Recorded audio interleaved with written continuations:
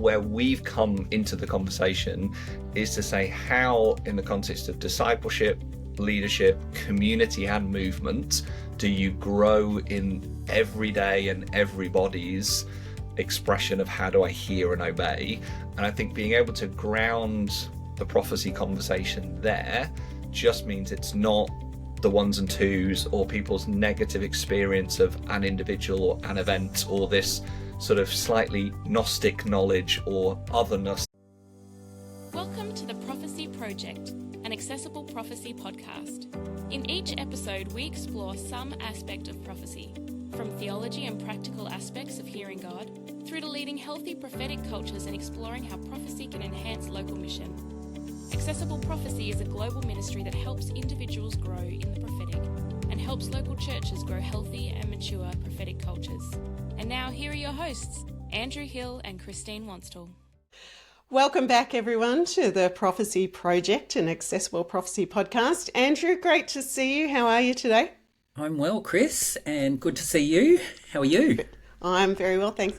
Hey, I got a really exciting email a couple of weeks ago, and I keep forgetting to mention it. Apparently, we are in the top 50 podcasts in the prophecy on the prophecy topic.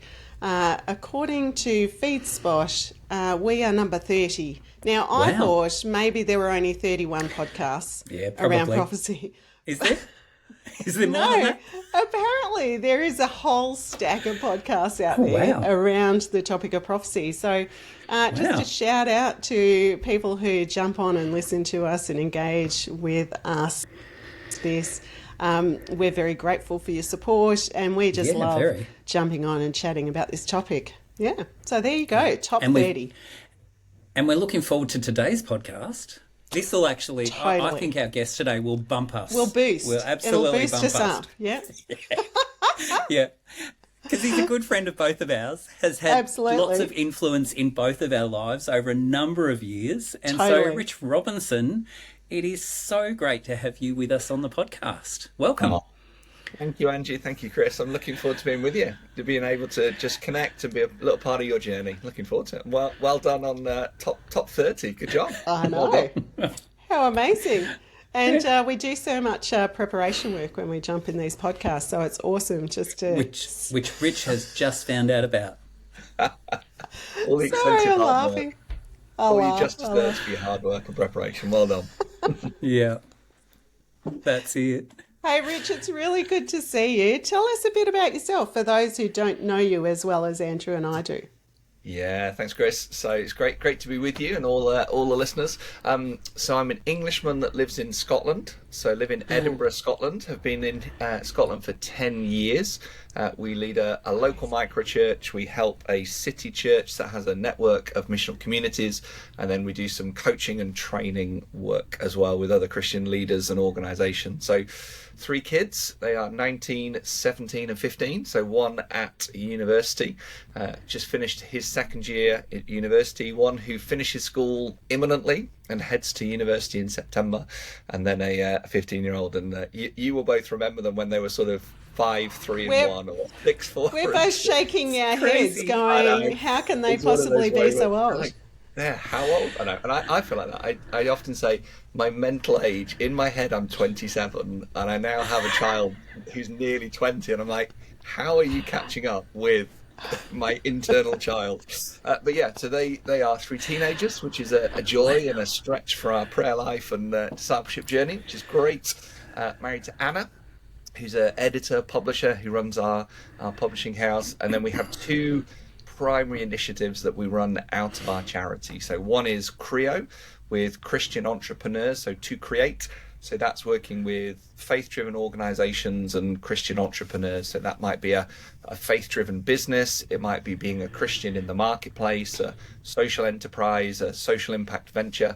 And then the other is the Movement Leaders Collective, where we have what we call the 100 Movements Project. So that's working church leaders, denominations, networks, and everywhere through from very gathered legacy organizations, so the Church of England or the Salvation Army, all the way through to a decentralized organism, so the DMM, the disciple making movements, the micro church, the network of missional community. So everywhere and in between in terms of ecclesiology and how they form and what they do as church. But really the essence is movemental Christianity, which again we can talk more about, but that sense of unlocking movement dynamics. And so the book that I wrote that came out nearly 9 months ago now is really the culmination of 15 years in that space, and the journey that we had with you two and others of how do we help leaders navigate their present, define their future as a kingdom future, and then actually map and create momentum to get there. So lots of different pieces that we'll pick up today. But yeah, great to be with you. That's so Fantastic. Good. And so you mentioned 2 initiatives there, both with the number 100 in front or around them. Is there a significance in the number 100? Good question. No, I think it's a nice round number, which is good. Yeah. But what we want is, we talk about tipping point a lot, and so tipping point is from Everett Rogers and the diffusion of innovations curve. So he did social research. He observed farmers in the Midwest and the different ways that they approached risk and were engaged with risk. And so he would say in any social setting, there are some innovators. So he would talk about 2.5% innovators. So they're the ones that embrace risk and do something different and look foolish in the present, but then are vindicated often in the future as people look back and go, that's why and what and how. Then early adopters, early majority, late majority. And so the most kind of the biggest groups are the early and late majority, which are 33% each. So most people are more risk averse. They like to know that it works. They like to build something that exists. Whereas at the front end of that curve, the smaller numbers of innovators and early adopters are the ones that sort of go first, go further, try things, fail, learn.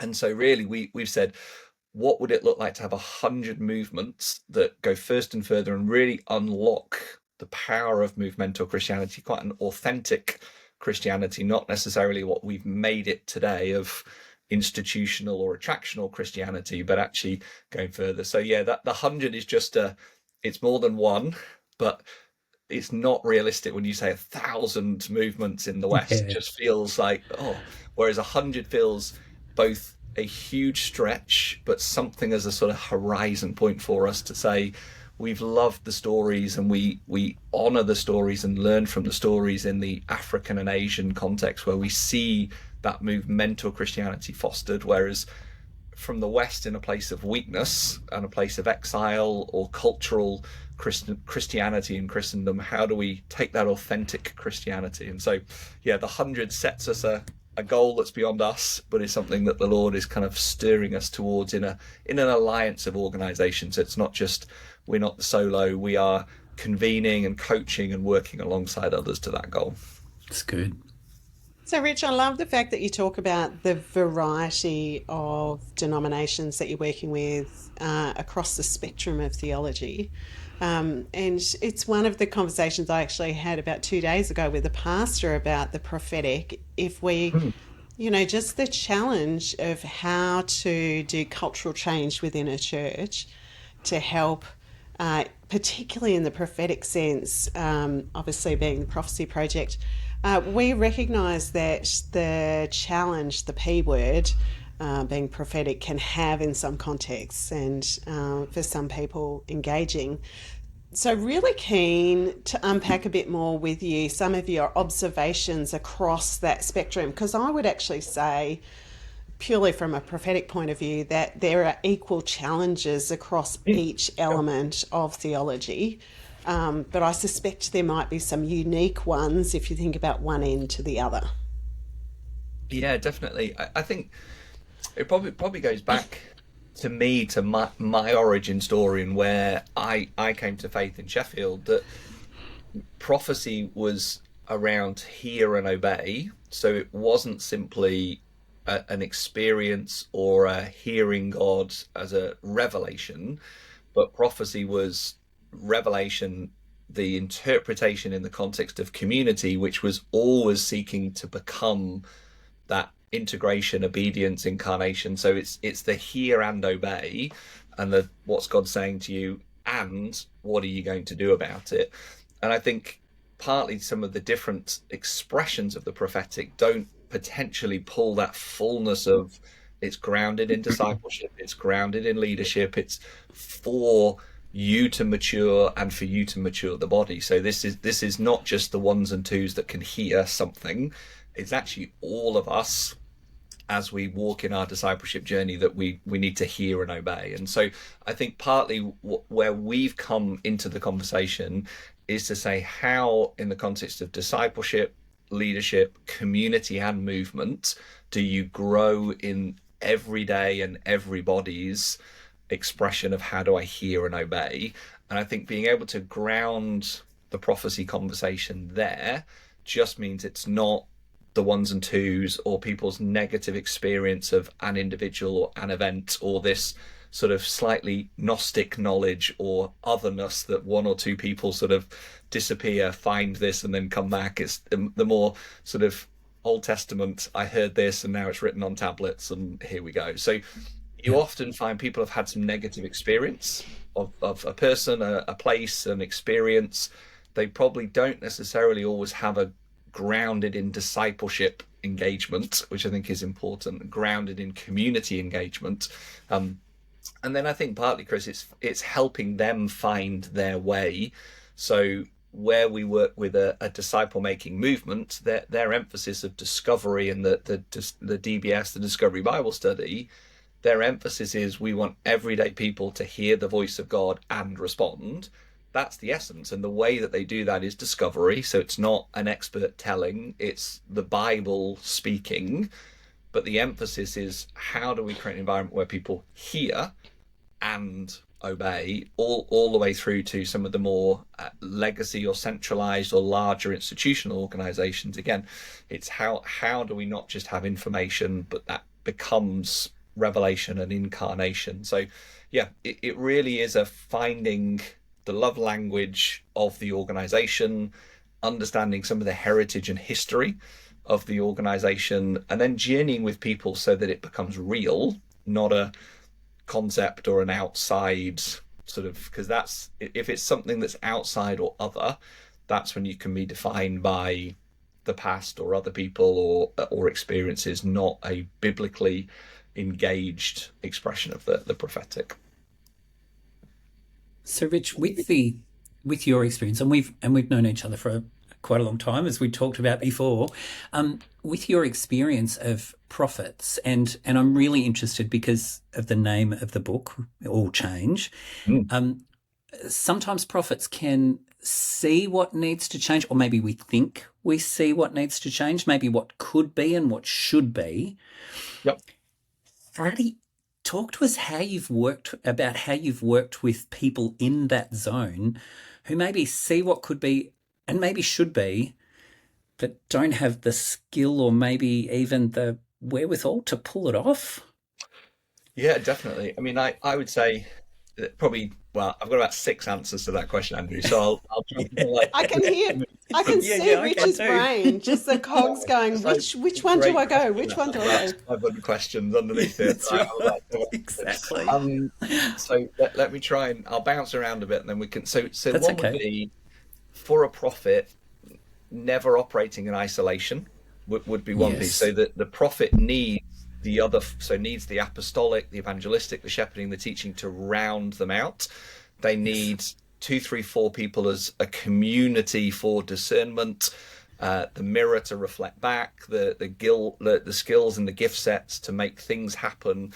So I think we need each other would be my first sort of bullet point, that then we can go down that route. So it's never the isolation, the sort of revelation, interpretation, application of I've heard it, I think it means this, let's do this.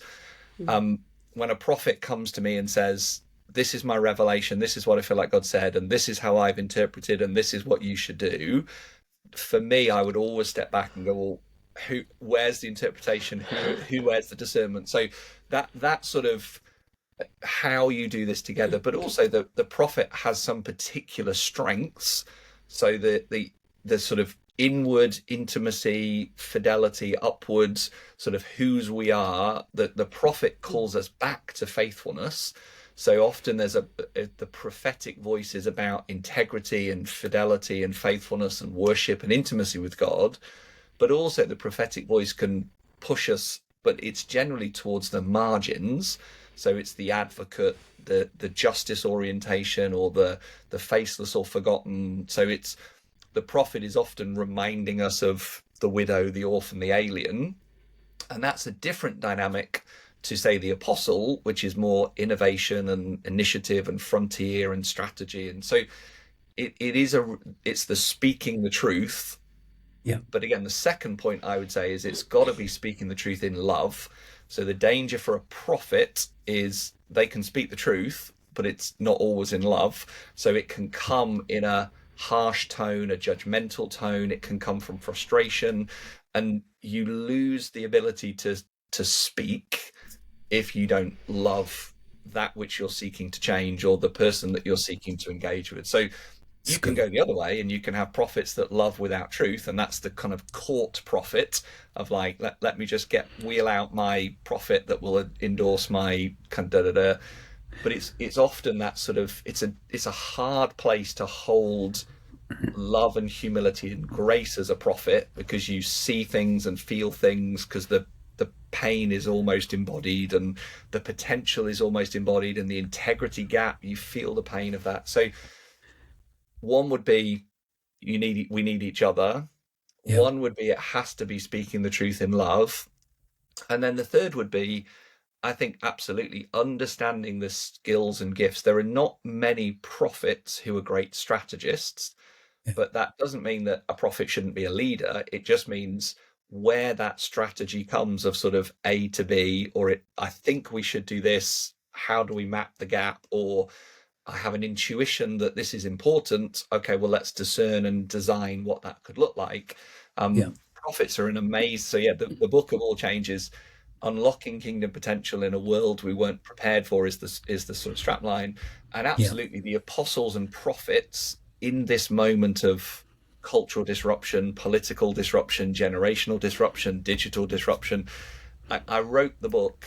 Well, I wrote it 3 times. So I was probably second time through writing when we were working together in Australia. But it came to a head because I heard so many leaders. The general refrain in lots of different ways was, I wasn't prepared for this, or I wasn't trained for this, or I have no idea what I'm doing, or what used to work doesn't work. And so this whole, it's like a cultural earthquake, and there's no map and road signs and fixed highways and streets, and it's sort of now frontier, map, compass, how am I drawing a map as I go, rather than responding to the map. So the prophetic in the moment we're in, for both integrity when there are almost zero fixed points in the world for anything, and insight and wisdom to navigate new terrain, is so important. And most organizations don't necessarily know how to well engage prophecy and the prophetic. And it's a tough job to be a prophet, to continue to speak the truth in love and be present and be able to share that truth, and then work with others to make that truth real. That's good. So good. It's the challenge of the, as you're talking, there's so many threads I just want to start pulling, which is, one of them is about pace. Both, and I guess, like I know that, Rich, you would sit in the apostolic space. Is that a fair thing? That is correct. Yeah. Yep. Excellent. I mean, one of the things that has been said, not by you, or anyone on this call. Nice qualification. Thanks, Chris. I was going to say, I appreciate that asterisk under the question. Yeah. Okay. Pressure relief. Pressure relief. One of the things that was said to me was, apostles leave emotional wreckage in their wake, and prophets just speak it like it is, and they also leave this emotional wreckage in their wake. And I wonder, I suspect that person has been a little burnt by something, maybe some baggage there to deal with. But it speaks to me about pace of change. And I'm not hearing, and when I was reading through your amazing book, there wasn't a sense in there about pace. And so sometimes I feel like prophets, because we feel things deeply, think that it should happen tomorrow or today or yesterday. And similarly for apostles, I've got this great idea, let's go and do it. And so the challenge of, I don't know, maybe they're termed the pioneering gifts or the disruptive gifts that are there. Talk to me about pace. So in our language, where we in the 5Q world, where we're talking around APES, we would say that the apostolic, prophetic, and evangelistic are the generative. They have the I focus and the like that. function. That's a much kinder reframe. It is, and then the shepherd teacher are the sustaining gifts. So they're the ones that will solidify and build and deepen.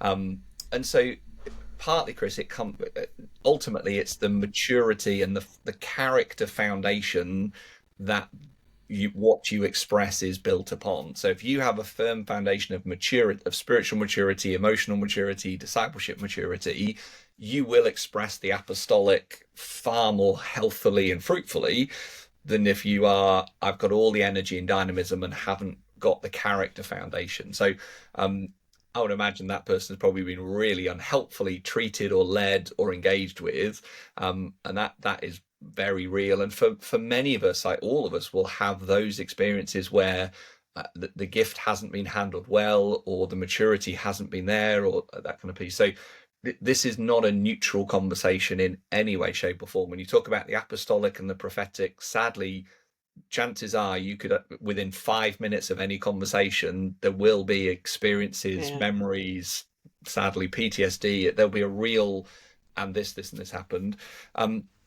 Absolutely, pace is vital, and it's the combination. It's always the combination of how do you push something, and you have to disrupt the present. You have to set a dream before people. You have to move people forward. And it's that you're not going at the pace of the person at the front, because that will exhaust everyone. But actually, you're also not trying to get behind everyone and convince the least engaged and least open person to change and sort of push the sheep. It's that middle, and being able to be sometimes up front, sometimes in the middle, sometimes at the back as a leader, other people moving with you. So it's not one and the crowd, but Jesus had a 3 and a 12 and a 72. Points where he was challenging the crowd, points where he was gracious to the crowd, points when he was moving and investing more in the 3 and the 12, other times when he engaged it. So there's so many nuances around the not just the pace, but the energy levels, the community of it. And definitely, Chris, I would say maturity wise, I live in everything's urgent. I'd love everything yesterday. Like, we should do 100 things, and I can't do 100 things, but I'll try and do 70 things when I can only manage 30. And so my danger absolutely is that generally, it's not that I would burn myself out. It was actually that I would burn my family or my team out, because my capacity to keep going is higher than theirs. And that's just a reality of my energy levels and thought and just so for me, that it has absolutely been, the pace of change is really significant to do something that has longevity and lasts, rather than is wonderful for a burst of 6 months of energy and effort and impetus that then actually sort of blows sideways or runs out of steam or blows up. So learning to deal with your internal world as a prophet and as apostle, the significance of it, the pain that you feel in the lack and the gap, the impetus you feel to change or to make it better or to start things, learning to live in that space, that then means the external comes in a less instinctive or impassioned or sort of reactive way. Absolutely, Chris. So you have to measure seasons of change rather than that one burst of the grand gesture or the big push. Definitely, I'd agree. So really what have you done to, sorry, that sounded a bit harsh there. What have you done? Get on it. Thanks. So good. Andrew will tell you that she goes for it. She throws you under the bus all the time. Just get used to it. Just get used to it. It's all right. We get it. I do remember first, Chris. one team that Rich you and I were on, and I stood up to do something, and I came back and go, how was that? And you go, as a prophet, your tendency is to go deep fast. You might want to ease people in. Hey, encouraging feedback, honest feedback. Come on. Honest feedback has been great. So you talk about those internal world. What are some of the things that you found really helpful to dig into that space for yourself, to understand more about yourself and those internal drivers? Yeah, I think probably the first thing I would say, Chris, is the realization that we are always learning and will always be learners, and you're never there. So the expectation of constantly embracing your weakness, your deficits, the places where you drift, or the places where you'll potentially cause damage. So I think for me, one of them has been that just the emphasis to always continue to want to deepen, because my energy will always take me to breadth and distance and growth and all the other stuff. So one I think is just knowing that disciple, root word learner, I continue to need to learn. How I do that, so I have accountability. So I've got 3 guys that I do a 20-minute phone call with every Friday. So an hour of my Friday is 3 different conversations with 3 different guys that similar stage of life, and there'll be points where I'm traveling or they're traveling, or so it's set every week, and we may miss it at points, but it's part of my rhythm and routine. So on a Friday morning, that's part of my pause, check in, and be able to just have others that know me and love me speak truth to me and me to them. So that's been a gift, and that's been a 10-15 year journey of 3 people that know me well. I've also got 2 sets of spiritual parents who are, again, gifts to me, that would speak to Anna and I in terms of our journey and our walk, and then grounded in local community and local church. So there's the reality of this is hard, this takes a long time, and being grounded in mission as well. So it's very easy to do all the stuff with Christians and talk and teach and coach and train, but actually when you're just living real life with people that don't know Jesus, it's a wonderful grounding. It's good for my discipleship, let alone it's hopefully good for their future salvation. So I think for me, Chris, it's constantly, I will take sort of different points of Sabbath, which again for me has looked different with little kids and teenage kids and so it's never a sort of, it's always looked like this. We've got some rhythms that it is. So we pray every morning in the morning for 15 minutes as a family with the kids. We do devotions. But again, they've got older, it's 7:15, it's 7:30 rather than 7 a.m. and different things that you move around as you go through the seasons. But regular rhythms of prayer for me personally, Anna and I for the family, some Sabbath and some space that again has looked different, reading and retreat to be able to do the sort of time off, rest, and then accountability and community and local mission. Like all of those bits of mosaic help. There's one thing I generally say, I need about 4, 5, 6 people rather than one person, just because of the way that I am in terms of accountability and community, and because I just have a lot of energy and a reasonably high physical capacity, a active brain that is ADHD and bounces around here, there, and everywhere. And so the danger for me would be that I'm 100 miles wide and an inch deep, or I'm going 100 miles an hour and everyone's sort of throwing up in the back, or I'm not navigating. It's a great picture. Yeah, that's generally what happens. Like turn right at 60 miles an hour doesn't generally work. Like I'm fine behind the wheel of the car, and everyone else is not. So my profit on the fivefold would be 4th of 5. But I'm married to a prophet. I have 2 or 3 team members that are prophets. We have one of the spiritual parents is prophet. So I have lots of prophets around me, and obviously we had Kath on the team, and we were part of where Accessible Prophecy was incubated and then sent from, and that's been my heritage as a disciple. So I grew and was formed in an apostolic prophetic community of that sort of foundations. But it's when I get busy or excited or push, it isn't a natural, necessary functioning state. It needs to be one that I'm stewarding well. and growing and maturing, because it can be missed because it's fourth, not second or third in the sort of framing of who I am as a disciple.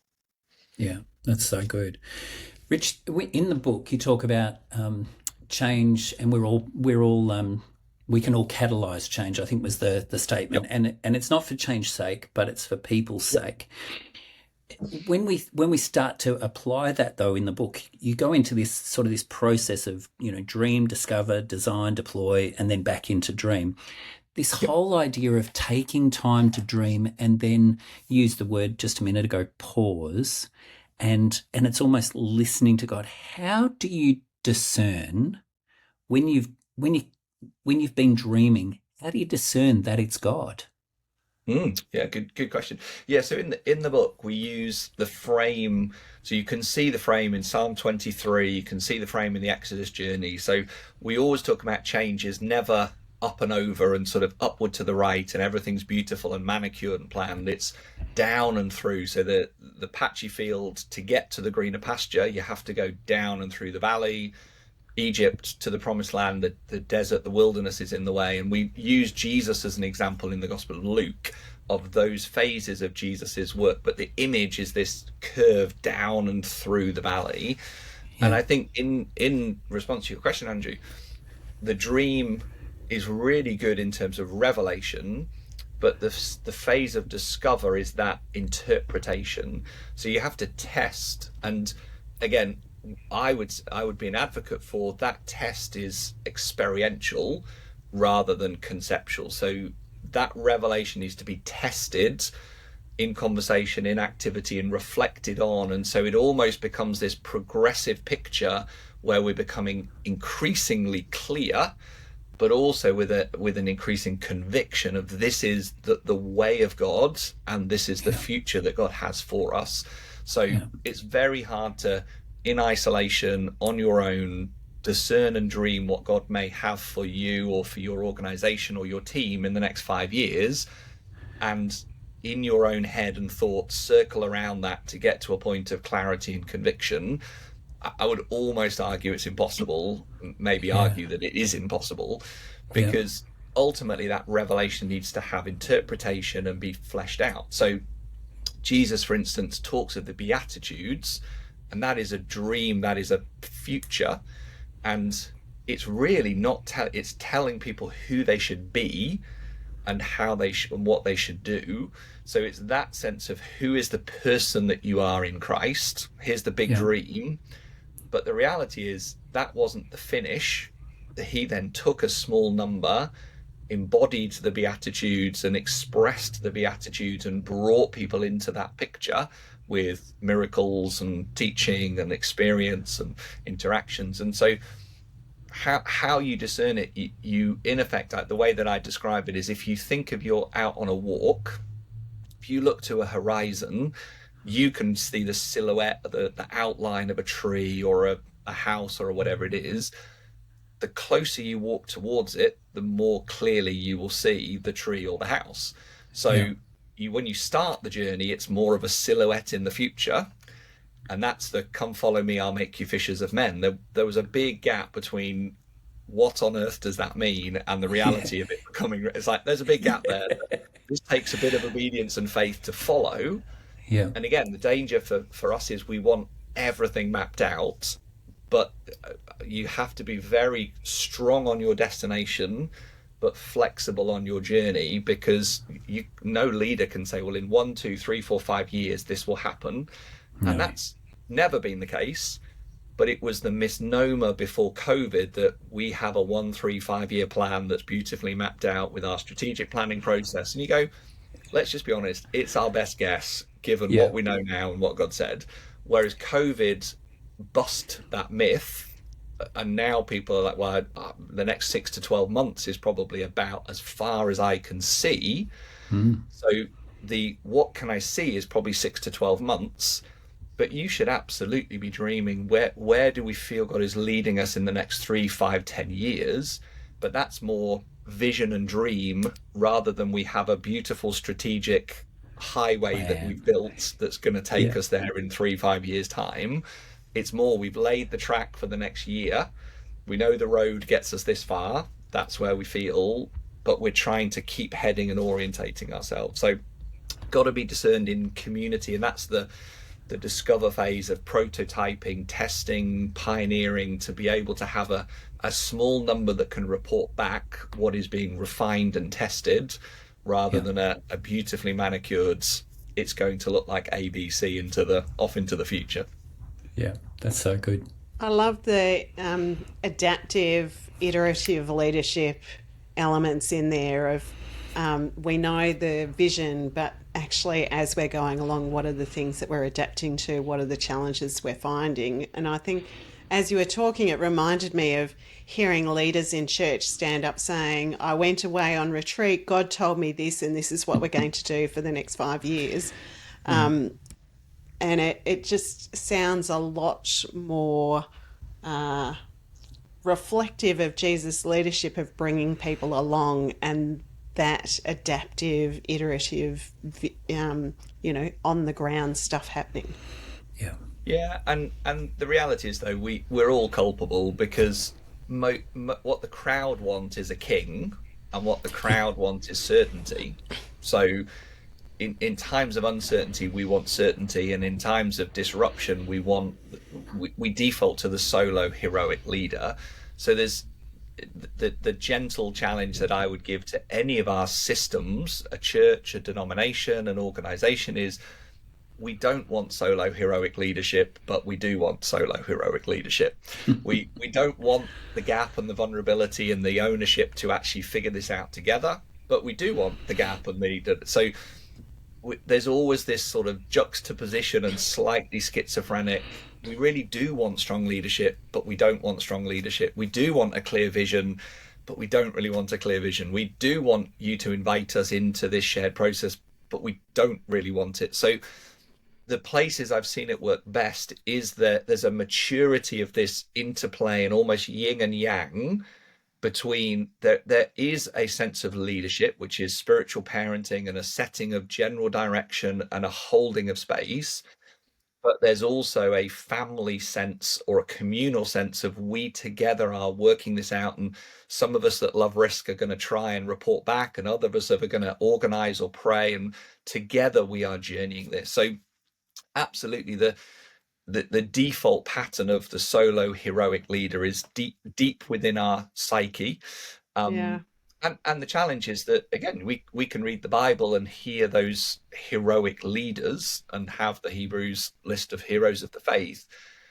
What we miss is the context. And so often there's a context of a scene, a community, there's a journey, there's discernment, there's community. So we just need to have a better biblical picture of, I would say it's not one person, one vote, no leadership, flat structures, everyone just gets to say, but it's also not one person and one vote and everyone else has to follow.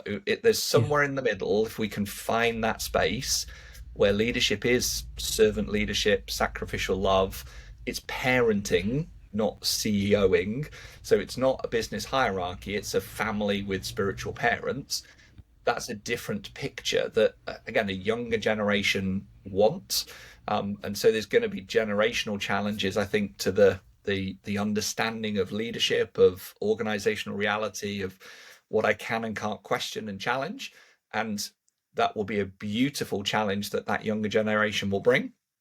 But the reality is they're also a younger generation. So that there are absolutely things that they don't know, and you don't know what you don't know, and don't have the wisdom of the ages. And not all wisdom and expression of an over 40 is bad, but a lot of it does need to be challenged. Yeah. So, but again, for me, that's we are creatures of the overswing and the extreme. Yeah. So it's like everyone under 30 should lead everything, and everyone over 50 should just get out the way, is a really unhealthy extreme, in the same way of saying, oh, everyone should do micro church and DMM and give up on the big, or actually everyone should just, the minute we're in a either or scenario, it's really unhealthy and unhelpful. It's that both and dynamic of how do we find the way forward. So yeah, there is both leadership and community, and they both need to be expressed well in interplay with each other, definitely. That's really good. And in I all just those want to age point groups, out, sorry, I just want to point out, Andrew and I are just over 40. I just want to point that out. Just. Yeah, I'd put you in the under 30s bracket. That would encourage you, Chris. It's the soft appearance on the podcast, on the the video feed. I think it's the soft touch. It's the lighting and makeup, Andrew. I know. That's it. Well, there's only so much you can do with a head like mine. I just want to know what hair products you and Andrew use. Just to help me out. The same ones. The same ones. Yeah, we've been using them for years. But all age groups should read the book, and all age groups should read the book in community. All leaders should read the book in community. I sat down, Rich, honestly, fantastic. When I read it, I'm like, oh my goodness, people need to read this, and they need to read this now. This is really, really good.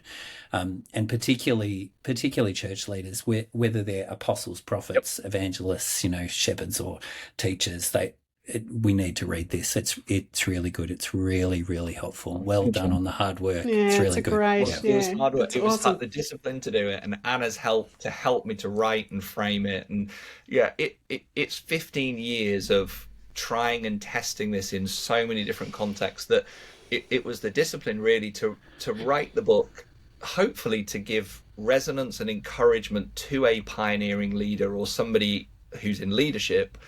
But we wrote the book to be able for a leader to give it and read it with a team. So it's actually written for community. So I say to some of my more pioneering friends who live in intuition and the clouds, give this to your team and they'll actually understand all the things that are in your head. And for a leader who's saying, I'm trying to lead at the moment and I don't know what to do or where to turn or how to do it, it's written for sort of 4 to 8 leaders together, a team to read it, to give hopefully a bit of a map. It's not a sort of ABC, do. It's a frame and a journey that has examples of different how people have journeyed. So there's practical earthed examples, but hopefully it's a bit of a map of this is the way Jesus initiated change and navigated change that you get to follow with others. So I appreciate that. Thank you, Andrew. No, it's really good. It's been such a delight to chat to you, and hopefully we'll get to do it again in the future. If you want me a second time, I'd love to come back. Always happy for that. Particularly since it's like 6 a.m. or 6:45 in the morning over in the beautiful Scotland. So we're grateful for your early morning, and I suspect you're heading off to start praying with the family to start your day off. I will be. Yep. That's a good thing. So any final thoughts in terms of church leaders who have a bunch of prophets in their church, and so thinking about this cultural change piece, this element of helping the body hear and engage in their discipleship? Very broad question.